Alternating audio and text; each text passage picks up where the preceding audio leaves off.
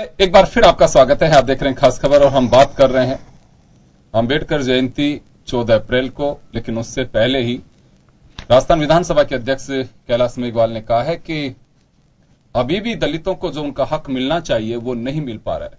राजनीतिक दलों की इच्छा शक्ति ही नहीं रही तो उन्हें लाभ मिलता कैसे। चलिए महेश जी, मैं आपके पास में आना चाहूंगा। देखिए, दो बातें हैं यहाँ पे।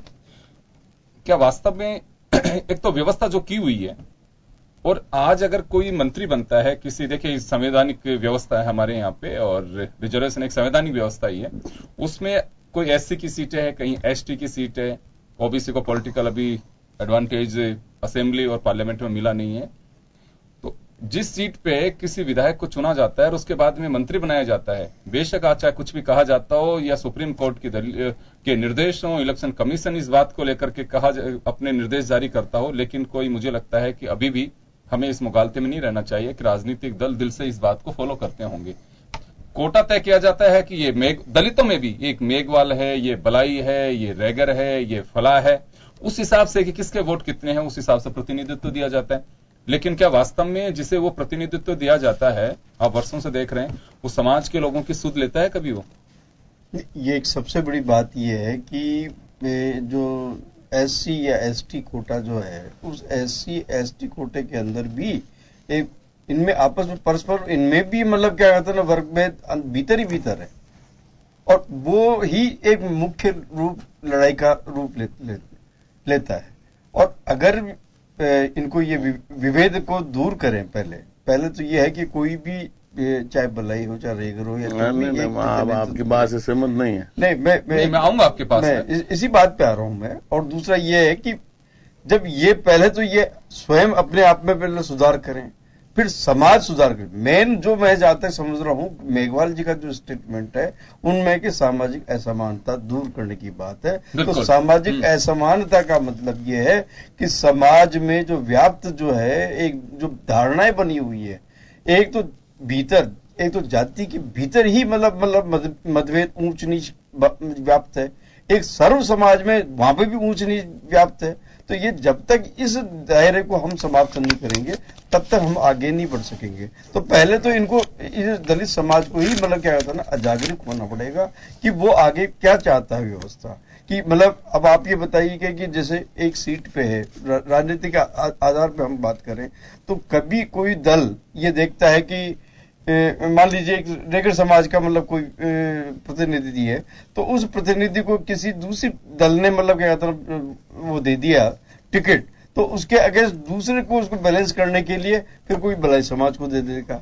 तो ये दूसरे राजनीतिक दल, तो ये जो राजनीतिक रूप से खेल जो होता है ना, उसकी वजह से ही सारा मामला उलट सलट होता है। तो इस चीज को राजनीतिक दलों को देना पड़ेगा। और साथ साथ ही स्वयं ही डिमांड इनकी तरफ से ही आती है कि साहब इस बार उन्होंने दिया था, इस बार उनको दीजिए, इस बार हमारे को दिया था, इस बार दीजिए। लेकिन ये छोटी छोटी जो चीजों को हम, जब तक ये विसंगतियां जो बनी हुई है, इनको दूर करना बहुत है। और दूसरा फिर इनको, जैसे मान लीजिए किसी एक परिवार को है तो वो परिवार ही परिवार पूरा फायदा उठा रहा है, यहां तक कि वो 3 पीढ़ी तक। आपकी बात को थोड़ा सा आगे बढ़ाना चाहूंगा। हाल ही उत्तर प्रदेश के जो इलेक्शन हुए थे उसमें सोशल इंजीनियरिंग का नाम दिया जाता है। अभी ये अपना इंजीनियरिंग है, ये सोशल इंजीनियरिंग तो क्या है, अपने वोट की इंजीनियरिंग है कि बीजेपी ने एक्सरसाइज की, रियल इसमें एक्सरसाइज की, और बड़ा फायदा बीजेपी को मिला है दलित वोटों के अंदर।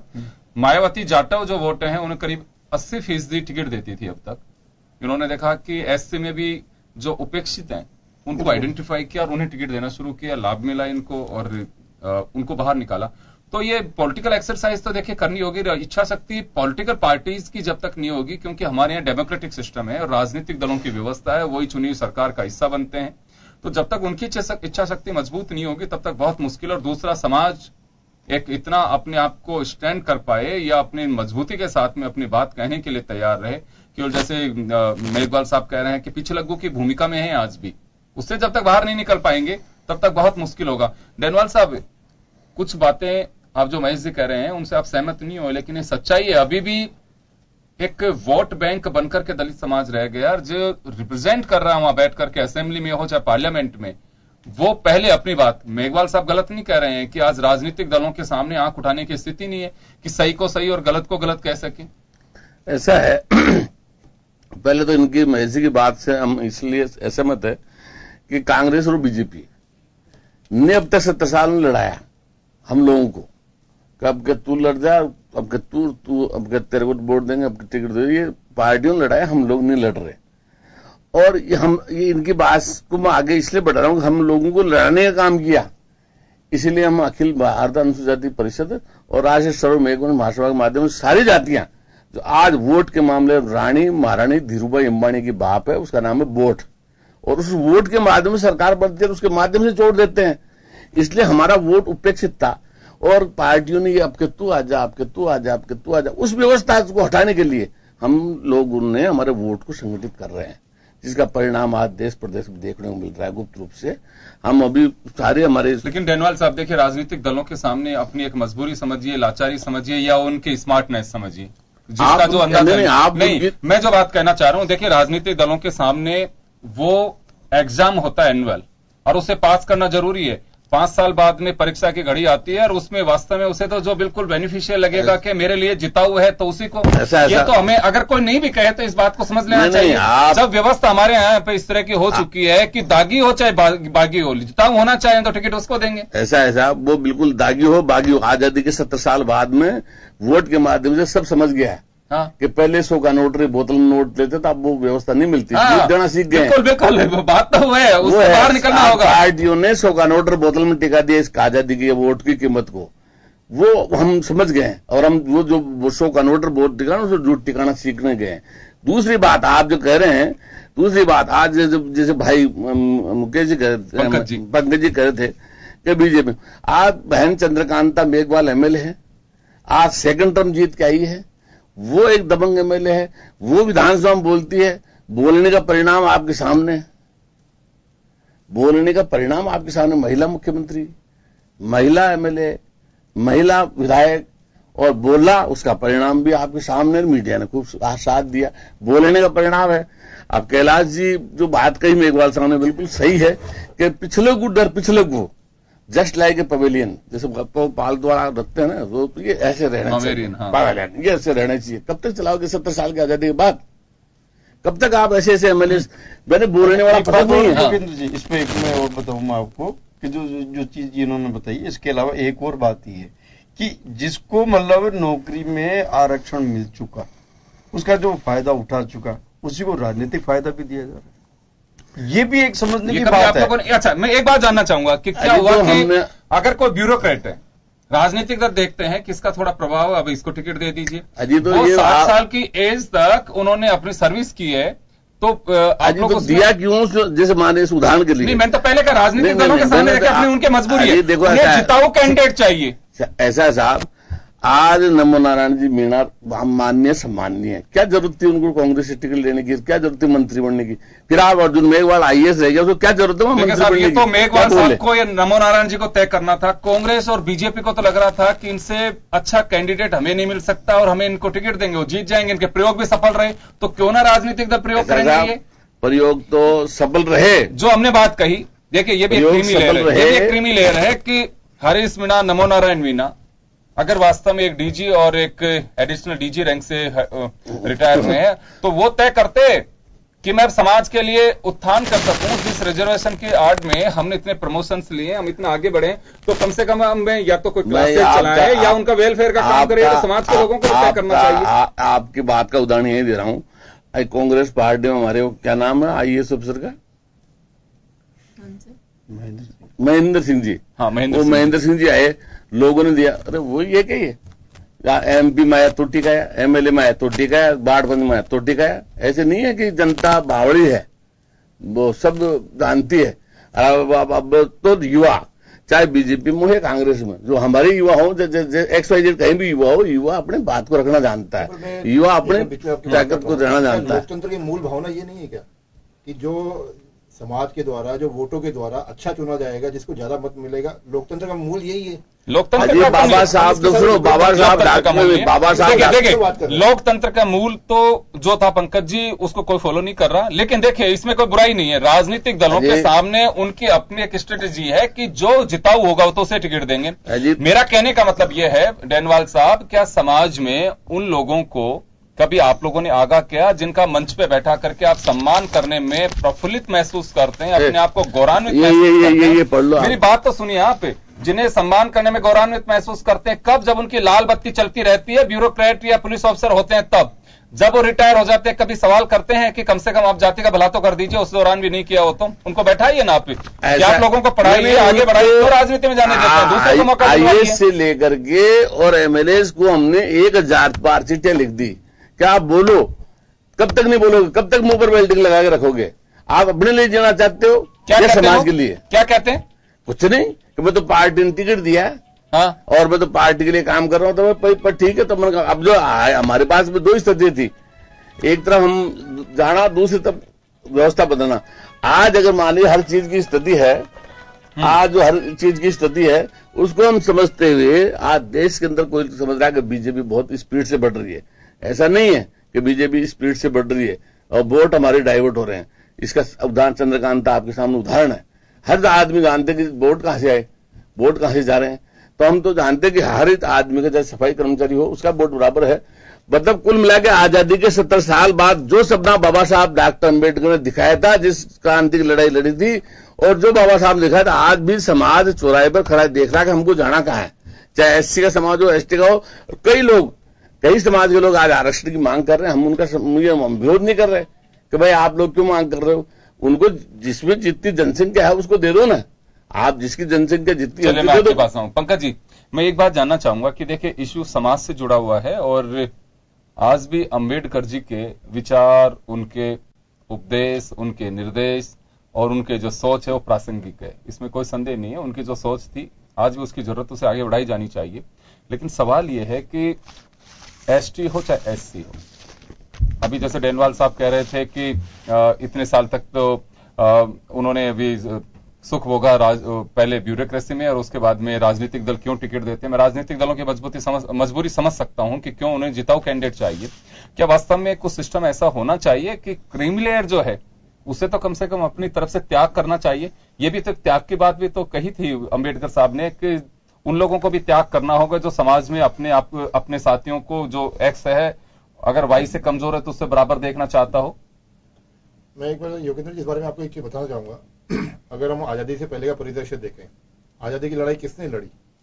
वंचित वर्ग ने नहीं लड़ी, दलित ने नहीं लड़ी, गरीब ने नहीं लड़ी।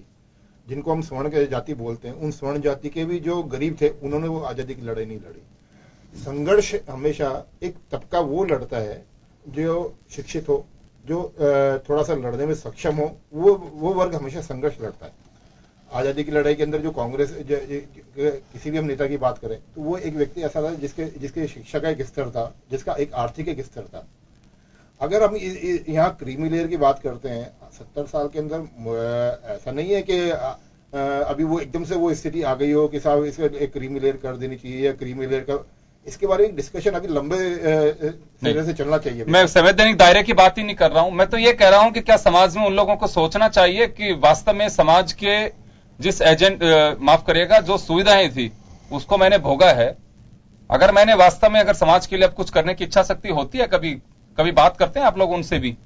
नहीं, बिल्कुल बातें होती हैं, हाँ? इसमें कोई दो राय नहीं है, परंतु अभी वर्तमान में हमारे देश में वो स्थिति आई नहीं है, नहीं आई। बिल्कुल, फिर आप सरकारों से, राजनीतिक दलों से ही क्यों समाज के लोग अपेक्षा करते हैं कि वो ऐसा कर दें? समाज के लोग क्यों नहीं कर सकते?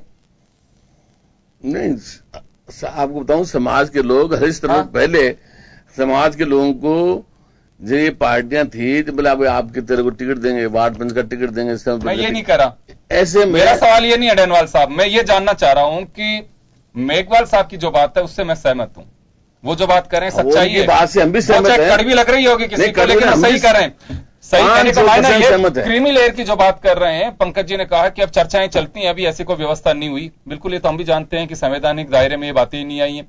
लेकिन क्रीमी लेयर की जब बात आती है तो सबसे पहले वही लोग करते हैं कि जो क्रीम खा रहे हैं। मैं उनकी बात कर रहा हूं। कभी आप लोग इस बात का विचार करते हैं कि क्या वास्तव में कि मूलाराम जो किसी रामधन के पास में रहता है, रामधन खुद आईएएस, उनका बेटा आईएएस, लेकिन मूलचंद जो बगल में रहता है वो बेचारा अभी तक किसान है, उसकी फटी धोती है, फटा हुआ बनियान है, फसल का पता नहीं है कि अतिवृष्टि या ओलावृष्टि होगी तो उसका होगा क्या?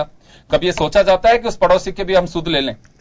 बिल्कुल ये अंबेडकर जी का विचार नहीं थे। अंबेडकर जी का महज एक ही विचार था कि आरक्षण ले लीजिए, आरक्षण का मजे करके एंजॉय करिए। ऐसा है बाबा साहब, आरक्षण को रैंडम तो नहीं कर सकते ना हम। बिल्कुल नहीं कर सकते। इसको मिल गया, नहीं करिए। नहीं मैं ये नहीं कर रहा, मैं ये नहीं कर रहा। जो स्तर बना हुआ उसको हमको फॉलो कर रहे हैं। नहीं फॉलो करिए। ये बात ठीक है कि आरक्षण अभी तक बिल्कुल निचले स्तर तक अभी नहीं पहुंच पाया है, क्योंकि ये प्रोसेस बड़ा स्लो चल रहा है। मतलब इसका पर हम इसको ये नहीं कह सकते कि हाँ इसको मिलना चाहिए। प्रोसीजर कैसे स्लो चल रहा है? प्रोसीजर स्लो कैसे चल रहा है? दिल्ली से शुरू होता है, स्पीड राजस्थान में आके उसकी कम हो जाती है। कैसे स्लो चल रहा है? नहीं स्लो चल रहा है, तभी तो आज ये डिस्कशन करने बैठे। आप वाली जो आपने शुरू में करे थे कि बाबा साहब की जयंतियां मना लेते हैं 14 अप्रैल को, और उसके बाद में दूसरे दिन कोई पार्टियां उसकी बात ही नहीं करती बाबा साहब की, और तीसरी कर लेती है। यानी जयंतियां मनाना ही इन पार्टियों का काम है क्या जयंती में जाना एमएलए एमपी का काम है क्या? डैनवाल साहब, आप ये उदाहरण है कि 14 अप्रैल भीमराव अंबेडकर जी की जयंती मनाई जाती है, उसी तरह से इलेक्शन के दौरान एसटी/एससी को यूज किया जाता है महज वोट बैंक की तरह, और उसके बाद में बाई टाटा जो जीत कर क्या है, तीसरे दिन 2 दिन तीसरे दिन गुड बाय कर देते हैं, और ये कहते हैं एमएलए एमपी भैया जो है आपको तो जो हमने जो है हमारे ऊपर क्या एहसान कर दिया भाई, आपने वोट दिया तो आपको 100 करोड़ दिया, इसलिए हमारे को तो बड़ा दुखद है। सब आपके पास में आऊंगा। हाँ जी अर्चना जी। देखिए योगेन जी, अभी बहुत सारी चर्चा हुई जिसमें ये बात तो निसंदेह कोई गलत बात नहीं कि जातियों के अंदर उपजातियां होती हैं, और उपजातियों का प्रतिनिधित्व मांगने के लिए जातियों में आपस में एक दूसरे से प्रतिस्पर्धा होने लगी, और उस प्रतिस्पर्धा में जिसका वर्चस्व ज्यादा है वो जातियां उन उपजातियों के बीच में अपने आप को महत्व दिलवा रही है और उसका आरक्षण का लाभ भी ले रही है। वो सिर्फ यही नहीं है, सभी जातियों में, यदि सवर्णों की बात करें तो कुछ जातियां प्रोमिनेंट है तो वो अपने आप को वहां स्थापित कर पाई है। रही आपने रैंडम आरक्षण की बात की, रैंडम आरक्षण की बात नहीं है। राजनीति में तो देखिए लीडरशिप होती है, और लीडरशिप के आधार पर समाज ये चयन करता है कौन व्यक्ति लीडरशिप के लायक है, वो समाज से ही निकले हुए लोग होते हैं। और राजनीतिक पार्टियां भी, आपने सही कहा कि जिताऊ होना उसका सबसे बड़ा क्राइटेरिया। यदि आरक्षण के परिदृश्य में देखें तो जो ऑफिसर्स रहे हैं वो लोग अगर रिटायरमेंट के बाद राजनीति में आते हैं तो राजनीतिक पार्टियों को वो चूंकि प्रोमिनेंट फिगर्स होते हैं समाज के प्रतिनिधि के रूप में, तो उनको भी वो चयन में सुविधाजनक लगता है, और फिर उनकी जीतने की गारंटी भी इससे होती है कि समाज में उनकी प्रतिष्ठा होती है, समाज में उनके प्रति निष्ठा भी होती है। तो ये तो एक प्रमुख कारण जो वास्तविक और यूं कह सकते प्रैक्टिकल रीजन है उनके राजनीतिक वोट उनके। लेकिन रैंडम जो आप कह रहे हो ना कि आप इसको रैंडमाइज नहीं कर सकते, ये चीज मैं इससे सहमत नहीं हूँ।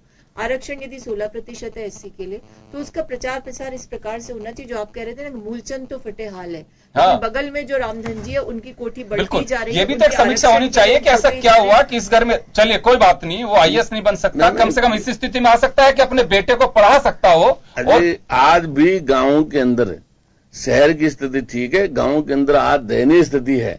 आज देखिए 70 दशक बाद बाबा साहब अम्बेडकर ने जो सपने दिखाए थे, आज जयपुर शहर की बात कर लें अपन, ऐसे जैन कॉलेज, सुबोध कॉलेज, पारी college, Agarwal college, Maharaja's college, बहुत सारे कॉलेज हमारे पास जो था, एक अम्बेडकर बनाई थी वो भी ले जाकर टिका दी हूं आपको। कहाँ हमारे पास में, बिल्कुल सही, कहाँ हमारे पास में पढ़ने का चिकित्सा, हमारे पास तो शिक्षा चिकित्सा कहाँ है हमारे पास? उसका भी कारण है क्योंकि ये समाज संपन्न समाज है जिनकी आप बात कर रहे हो, तो इनके खुद के भामाशाह आगे आके और समाज के नाम पर शिक्षण संस्थान। तो हम भी इस देश के नागरिक हैं, हम विदेशी नहीं है, हमारे को बराबर करो ना सरकारें, पार्टियां बराबर करो ना, पक्ष की बात, हमको विदेशी नागरिक थोड़ी है। हमारे भी कॉलेज बनाओ, विद्यालय बनाओ, महाविद्यालय बनाओ, इंस्टीट्यूट बनाओ, गढ़ बनाओ, किले बनाओ, हीरो होंडा की शोरूम खोलो, तो इसमें स्टे लगा रखा है। आपकी बात से सहमत हूँ और उसी को आगे बढ़ा रही हूँ कि जो सरकार के प्रावधान है कि भाई इनको स्कॉलरशिप मिल लीजिए टाइम में, उसमें लचरता आती है। जी हमने कोई, हमने ऐसा है, हमने ये स्टाइफंड लेने के लिए पैदा थोड़ी में, हम वोट देने के लिए पैदा थोड़ी में, कोई हम कोई स्टाइफंड दे दो, वोट ले लो, इसी के लिए पैदा थोड़ी, हमें भी बराबर का। बेनवाल साहब चले, राजनीतिक दलों की देखिए, राजनीतिक दलों की राजनीतिक दलों ने नेता नेतृत्व 70 साल के बाद आज कांग्रेस या बीजेपी में कौन ऐसा नेता है, कौन सा ऐसा नेतृत्व करता है जो कदे तेरा वार्ड बंद का टिकट पक्का? ये क्यों कहेंगे वो ऐसा? नहीं करेंगे तो इसका परिणाम हम भुगत रहे हैं। नहीं, कैसे कहेंगे? 70 साल बाद अगर जयपुर के अंदर नगर निगम वार्ड 27 अगर रिजर्व एससी के लिए है तो एससी का रहेगा। अब उसमें ये तो तय समाज को करना है कि वास्तव में किसको। देखिए इसमें मैं राजनीतिक दलों को दोषी टिकट के मामले में नहीं ठहरा सकता, राजनीतिक दलों की अपनी मजबूरी है, उन्हें सीधी बात है कि जीतना है उन्हें, और जीतने के लिए जो मैंडेट जो जिताऊ मिलेगा। सपना बाबा साहब ने देखा था, उस सपने को कहीं भी आज चौराहे पर खड़ा है जैसे कैलाश। कमी क्या रही? कमी क्या रही? कमी ये रही कि उन्होंने कांग्रेस या बीजेपी ने हाँ। कभी दमदार नेता या नेतृत्व करता हो टिकट नहीं दिया, हाँ। और टिकट कैसे दिया, लगा? टिकट आज दिया, कैलाश मैंने मेघवाल सुना आपको दबंग नेता नहीं दिख रहा है। अरे टिकट दिया कि जो कैबिनेट मंत्री का दर्जा है उन्हें। चंद्रकांत को टिकट दिया कि नहीं दिया? अर्जुन मेघवाल केंद्र के अंदर मंत्री हैं, बीजेपी ने टिकट नहीं दिया। चंद्रकांत जवाहरलाल मेघवाल कांग्रेस के अंदर एक जिम्मेदार पद पर रहे हैं, एक बड़े नेता के रूप में बहुत उन्हें अच्छे से देखते जानता हैं। हूँ, 30 साल से जानता ये हूँ। नहीं कह सकते हैं। एक मानवीय हम प्रवृत्ति लोग ये होती चर्चा है। कर रहे हैं हाँ। कि बोलने का मौका नहीं मिलता, ये बोलते नहीं है। हमारी चर्चा के अंदर निकल के आ रहा है कि कैलाश जी मेघवाल ने इतनी दबंगता से बात रखी। हाँ। आप अभी कह रहे हैं कि चंद्रकांता मेघवाल जी दबंगता से बोलती है। मैं ऐसे उदाहरण और बता देता हूं, अनीता बघेल जी हैं जो जब वो विधानसभा में बोलती है तो पूरा विधानसभा सुनती है। ऐसा कहीं नहीं है कि उनको अवसर पंकज नहीं जी, मिले या पंकज जी, बात विधानसभा की है। विधानसभा ने देखिए उन्हें प्रिविलेज राइट है उनका। वो कह रहे हैं कि इस बात समाज की भी, और उसके अलावा जो समाज का प्रतिनिधित्व करके जीतते हैं, राजनीतिक दलों के प्लेटफॉर्म पे मूक दर्शक की तरह बैठे रहते हैं, वहां नहीं बोल पाते हैं। ये कहना है मेघवाल साहब। हाँ, आप विधानसभा में आज भी पे जो पहुंच जाते हैं ना, चाहे वो महिला हो, चाहे दलित हो, या कोई पुरुष विशेष समाज से हो, वो जब ऊपरी सीढ़ी चढ़ते हैं तो शायद वो अपने आप को एक्सक्लूसिव पर्सनालिटी मानने लग जाते हैं, और शायद वो भूल जाते हैं कि जिस समाज के आधार पर हम राजनीति में आए, जिसकी पहचान हम बन गए, उसकी बात को उठाना वो अपने आप को हो सकता है हीन समझते हैं। और ये प्रवृत्ति बदलनी चाहिए। बात सही कह रहे हैं आप। तो ये प्रवृत्ति जब तक नहीं बदलेगी सुधार नहीं होगा। बाबा साहब अम्बेडकर के को याद करना ये बड़ी बात नहीं है, उनके मूल्यों का अनुगमन करना, उनको जीना, ये आज की आवश्यकता है ताकि समतावादी समाज बन सके। आज भी राजस्थान हो या पूरे देश के अंदर हो, मतलब हमारे को यूज एंड थ्रो वोट लिया। ऐसा क्यों लग रहा है आपको डेनवाल साहब? ऐसा क्यों लग रहा है? मैं ये जानना चाह रहा हूं। नेतृत्व करता हमारा नहीं है, इन पार्टियों ने पनपाया नहीं। अगर पनपाया तो दूसरे दिन खत्म कर दिया। ये तो पनपाए तो यानी टिकट देंगे, नेता पनपाएंगे, तो नेता पनपाते नहीं है। ये तो नेता पनपाया उसको खत्म कर देते हैं। इसीलिए हमारा ये है कि आज ये आपको बता दें कि आने वाला वक्त और युवा बहुत शालीनता से देख रहा है, और शालीनता हम चुपचाप है। मेरा एक देखिए समय कम, एक छोटा सा सवाल है जी। पिछले दिनों बीजेपी की जो सेंट्रल कोर कमेटी की बैठक थी, उसमें तय किया गया, नरेंद्र मोदी साहब ने 2019 और 18 के मंत्र दिए कि दलित और युवाओं को जोड़िए। आपको लगता है कि सबका साथ सबका विकास, बीजेपी इस ओर ध्यान दे रही है कि अब दलित और युवाओं को जोड़ना होगा? ऐसा है कि उनकी बात से मैं इसलिए सहमत हूं, कम से कम उन्होंने ये तो कहा कि दलितों को, युवाओं को जोड़ो। ये मना किसने किया? कि किसने नहीं कहा कि दलितों को कांग्रेस ने या और कोई तो बोलता ही नहीं है कि दलितों को जोड़ो या नेता बनाओ, नेतृत्व करता बनाओ। आज भी जिसके आप जिन बातों बोलते हैं साहब, आप थोड़ा सा व्यक्तिगत उससे बाहर आइए, समाज के बारे में ब्रॉड आप सोचिए एक बार। कांग्रेस तो दलितों को अपना अभिन्न अंग मानती है, लेकिन जिस भारतीय जनता पार्टी ने दलितों के प्रति पूर्वाग्रह रखा, वो आज उसे वोट बैंक समझ करके और इस तरह की नीतियां बना रहे हैं। अर्चना जी, मेरा एक सवाल यह है कि पूर्वाग्रह कैसे रखा? मैं आपसे भी जरा जानना चाहूंगा कि ऐसे कैसे कह सकते हैं कि बीजेपी ने केवल बस उन्हें यूज करने का एक टूल माना? देखिए योगेन जी, उनको ये आभास था कि दलितों की आस्था हमेशा कांग्रेस आइडियोलॉजी में रही है, और उनको कुछ एक समय ऐसा था जब शायद दलित उनको वोट भी नहीं देते थे। अब वोटों को कैसे अर्जित किया जाए, तो इन्होंने एक ही नीति बनाई कि चाहे वो दलित हो, चाहे वो ब्राह्मण हो, चाहे वो वैश्य कम्युनिटी का हो, इनको हिंदू जाति के नाम पर एक कर लिया जाए और इनके लिए स्पेशल प्रोग्राम। आज आरएसएस बहुत आगे बढ़ के कह रहा है कि साहब हम तो दलित समागम आयोजित करेंगे, लेकिन वही आरएसएस उस समय चुप क्यों रहता है जब ऊना में दलितों की फ्लॉगिंग होती है, उनको सार्वजनिक रूप से पीटा जाता है, उन्हें गौ हत्या का आरोपी बनाया जाता है, और जब वो अर्चना जी, लेकिन देखिए एक बात है, पर्टिकुलर इस तरह की जो घटनाएं होती है, कोई गवर्नमेंट आए वो रोक नहीं सकती। नहीं, लेकिन पूर्वाग्रह इसलिए होती है कि देखिए योगेन जी, लेकिन बात है कि गवर्नमेंट का एक्शन क्या होता है। दूसरा, ये दलितों को तय करना है कि वास्तव में फ्यूचर अब हमें किस राजनीतिक दल के साथ में जाना है, क्या स्थिति है। मेरी बात समझिए, तय कर लिया। मैं इस बारे में एक मिनट पंकज जी, एक मिनट, दलितों ने क्या तय किया वो भविष्य बताएगा, लेकिन मुझे बताइए कि कांग्रेस के शासन में नहीं कहती एट्रोसिटीज नहीं हुए, ठीक है, एट्रोसिटीज हुए तो उसको अटेंड किया, उसको न्याय दिलाने का प्रयास किया। यहाँ तो समस्या ये होती है कि तथाकथित गौरक्षक दलित के साथ उत्पीड़न करते हैं, लेकिन कोई बयान वहां से नहीं आता जब तक ये उद्वेलन पूरे भारत में नहीं फैलता, उसका आंदोलन नहीं खड़ा होता। और फिर जब आपको लगता है राजनीतिक रूप से इससे हमें नुकसान होगा, तब आप 9, 10 या यूं कह सकते 15 दिन बाद किसी सार्वजनिक मंच से कहते हैं गौरक्षक जो है ये तो समाज कंटकों के रूप में काम कर रहे हैं। आपका कह रहे हैं कि महज एक दिखावा करती है बीजेपी। पंकज जी, मैं आपके पास में आता हूं, 1 मिनट का वक्त दूंगा आपको कि जो अर्चना जी ने अभी कहा कि दलितों को हमारे साथ में रहे, हमारे अभिन्न अंग हैं, लेकिन बीजेपी महज उन्हें गुमराह करके अपने साथ जोड़ने की पहल कर रही है, लेकिन जब दलितों के हक की बात आती है तो दोहरा व्यवहार करती है।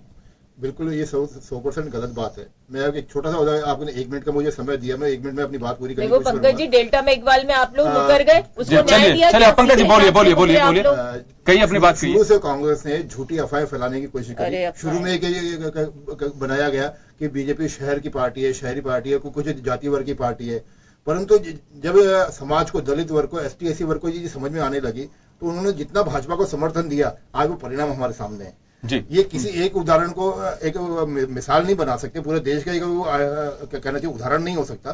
देखिए एक बार का जनादेश इस बात की मैं इस बारे में नहीं बताना चाहूँ कि आप उनकी कसौटी पे खड़े होते हैं, आप लोग परख रहे हैं। वो कांग्रेस का शासन हुआ करता था तो हमारे पंकज जी मैं माफी चाहूंगा, समय कम है। एक आखिरी सवाल मेरा बस महेश जी आपसे है। मैं ये जानना चाहूंगा कि 126वीं जयंती अंबेडकर जी की मनाई जा रही है 14 अप्रैल